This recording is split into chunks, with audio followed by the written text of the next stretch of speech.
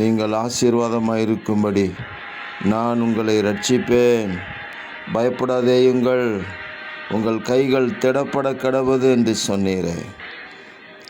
உமக்கு கோடான கோடி ஸ்தோத்திரங்கள் உண்டாகட்டும்.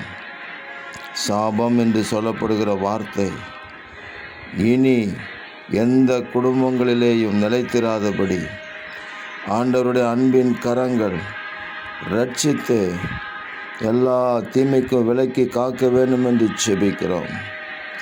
இனி ஒரு சாபமும் இராது என்று சொல்லப்பட்டிருக்கிற அந்த புதிய எருசலேமின் ஆசீர்வாதத்தினாலே தேவ ஜனங்கள் நிரம்பி இருந்து மற்றவர்களுக்கு சாட்சிகளாக இருக்கும்படி ஆசீர்வதிப்பீராக.